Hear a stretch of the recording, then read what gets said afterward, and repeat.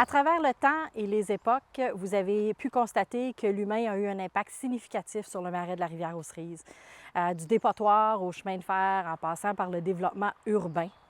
Heureusement, aujourd'hui, on a beaucoup plus conscience de notre empreinte, malgré qu'il y a encore beaucoup de travail à faire. Et un des gros défis que nous avons, particulièrement au marais de la rivière aux Cerises, mais je pense que c'est le cas pour plusieurs milieux naturels, c'est qu'on veut garder ces milieux-là accessibles pour tout le monde. En même temps, on doit les protéger. Alors franchement, c'est à chacun d'entre nous de jouer pour s'assurer qu'on le fait de façon responsable.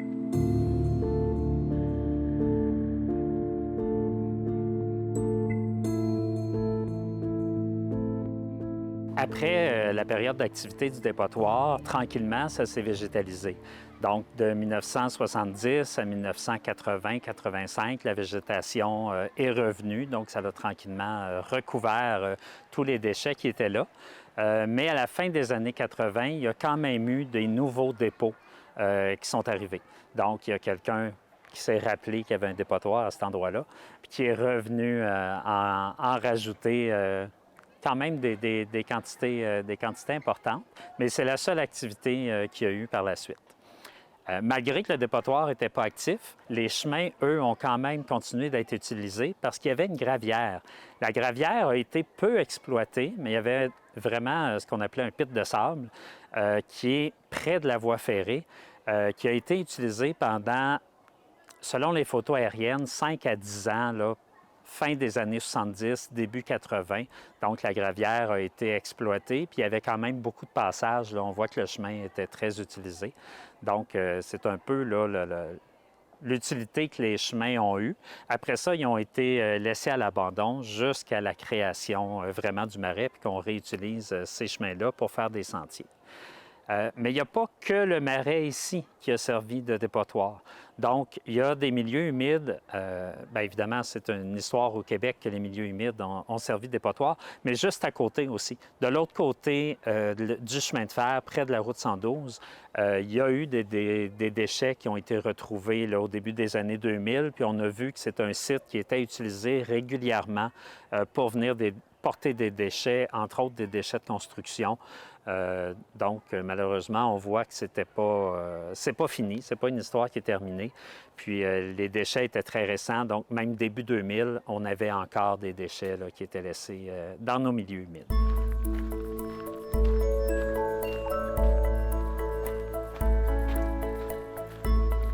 Ici, on se trouve sur le tracé de la voie ferrée qui traversait carrément le marais, donc d'un côté à l'autre.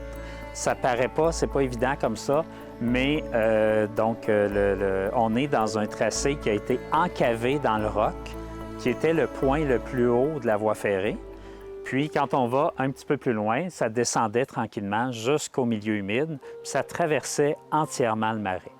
L'aventure du chemin de fer pour la ville de Magog, ça a commencé vers 1850, quand la ville a investi des grosses sommes pour réussir à faire venir le chemin de fer à Magog. Évidemment, ils voulaient desservir les industries de la région, donc pour que ce soit plus facile là, de transporter les biens. Malheureusement, le projet n'a pas eu lieu, puis la ville a perdu tout son argent qui avait été investi. En 1870 et en 72, la même chose, 2 fois la ville investit dans des projets qui n'ont pas lieu et perd leur argent. Donc, ça n'allait pas bien pour la ville de Magog, puis même pour la réputation de la ville de Magog, qui s'est mis à avoir une réputation un peu de naïf. Donc, en 77, quand il y a eu un nouveau projet de chemin de fer, là, ils ont signé une contribution, mais conditionnelle à ce que la voie ferrée soit sur place. Donc, ils n'ont pas eu à débourser l'argent tant que le chemin de fer n'a pas passé. Ça a marché. Donc, en 77, vraiment, la construction et les bas sont pleins dans Magog. Puis, ils décident de passer à travers le marais. C'est compliqué. Donc, c'est des milliers de tonnes de remblais qui sont mis dans le marais pour pouvoir faire un chemin pour passer la voie ferrée. Puis, ils ont à mettre des centaines de pieux pour soutenir tout ça. Ça n'aura pas servi longtemps.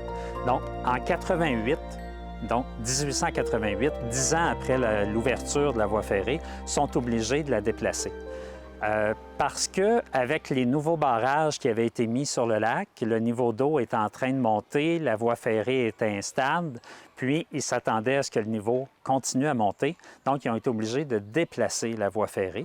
Ils l'ont déplacée à l'endroit où elle passe actuellement, donc sur un remblai le long de la route 112, qui était quand même à une bonne distance de la route 112 à l'époque, parce que la 112 ne passait pas où est-ce qu'elle passe aujourd'hui.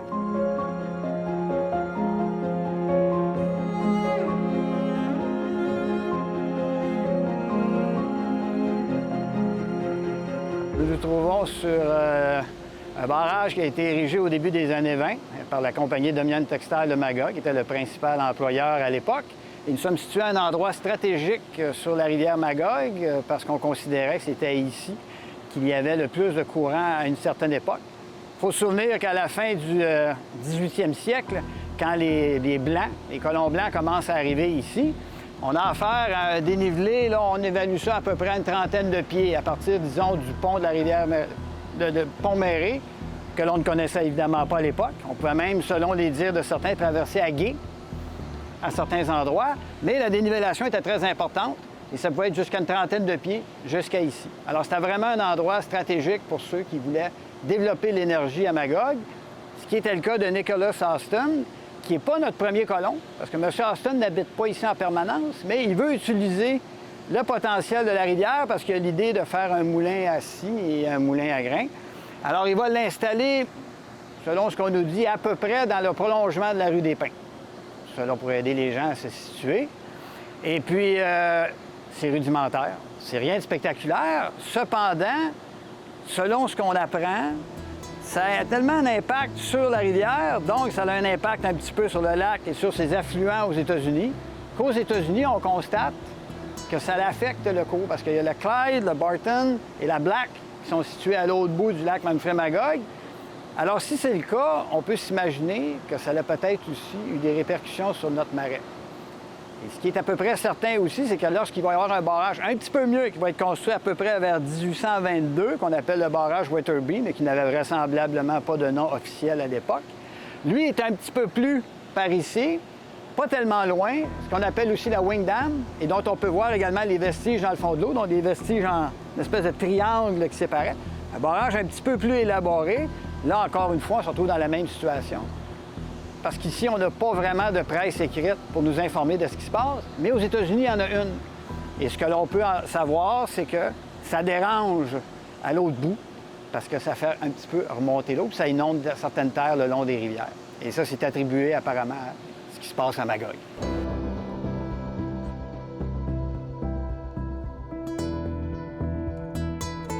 Est-ce qu'il y a un impact direct sur le marais? L'historien que je suis aimerait bien vous dire, je peux vous l'appuyer avec des cartes, je peux vous l'appuyer avec des photographies. Malheureusement, c'est difficile à évaluer. Ce qu'on sait par contre, c'est que le marais il est assez considérable parce que lorsque, ça c'est l'historien John Derek Booth, qui est spécialiste des chemins de fer, nous dit que quand le chemin de fer part de Waterloo et s'amène à Magog en 1877, il y a deux gros obstacles. Puis on approche de Magog, le ruisseau Castle et le marais. Alors, on peut s'imaginer que déjà, à l'époque, c'était quand même assez important. Et là, ça va en prendre encore plus quand, après la construction du chemin de fer, à Magog, on peut avoir des initiatives industrielles d'envergure, comme celle qui nous entoure ici, qui était la compagnie Magog Textile and Print Company. Mais la Magog Textile and Print Company elle a besoin de plus d'énergie que ce qu'on avait avant pour le barrage Wetherby. Alors, on va construire un autre barrage. Celui-là est situé, on en aperçoit les vestiges peut-être une centaine de mètres d'ici, qui était un barrage considérable, qui est très bien documenté par Nous TV, le documentaire de Marco Morin et de Pierre Desrobert, qui nous explique son histoire, comment il a commencé et son envergure avec des montages et avec des photographies aussi. Mais ce qui est important pour nous, c'est que là, ça va avoir un impact majeur sur la rivière. Alors, le flot placide là, que l'on voit en ce moment, c'était pas évidemment le flot placide avant, c'était encore la dénivellation. Maintenant, c'est fini, ça va être comme ça. Et aussi, il faut poursuivre le chemin de fer, parce que le chemin de fer s'arrêtait à peu près aux alentours du quai. Alors là, on dit, bien, si je construis une usine, c'est parce qu'il faut que j'ai un chemin de fer.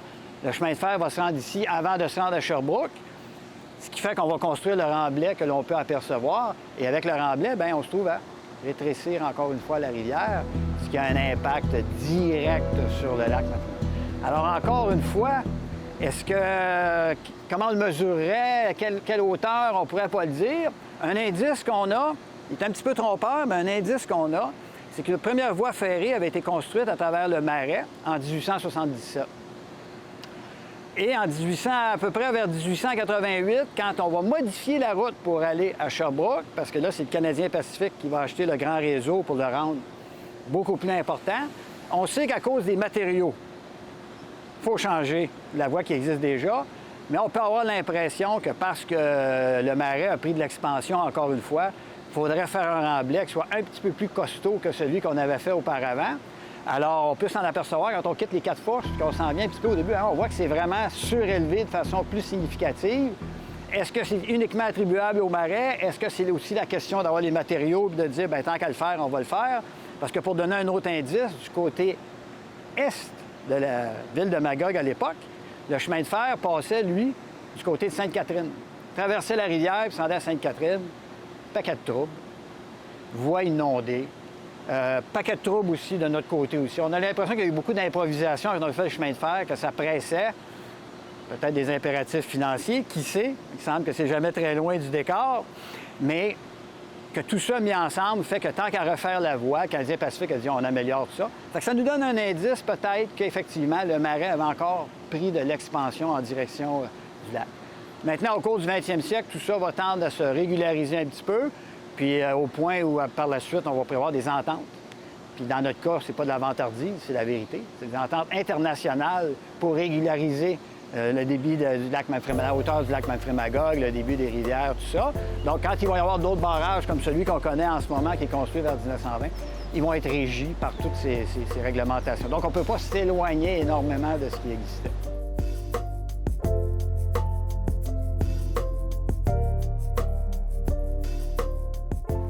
Donc, ça a été énormément de travail pour 10 ans d'utilisation dans le Marais. De ce côté-ci du Marais, bon, il y a eu un peu moins de travail, mais quand même, ils ont creusé le roc, ce qui n'était pas une petite chose à l'époque. Puis, il faut quand même remarquer que ça leur a pris 1 an faire ça. 1 an, creuser le roc, passer la voie ferrée, faire le remblai, mettre les pieux. Je pense pas qu'on réussirait à faire ça en 1 an aujourd'hui.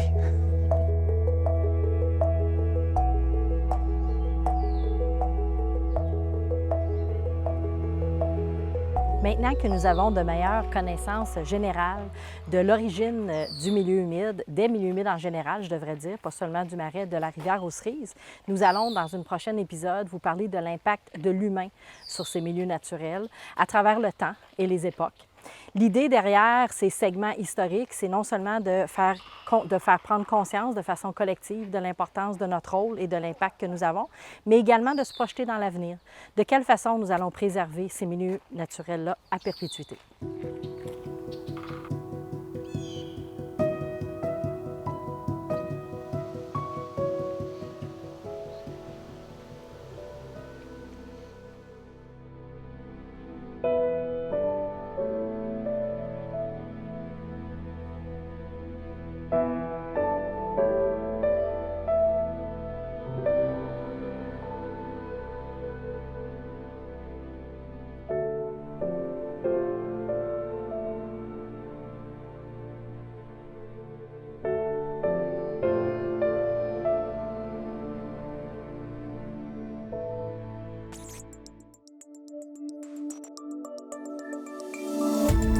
Cette émission d'Accès est appuyée par Cogeco et est rendue possible grâce à la collaboration de la communauté avec Nous TV.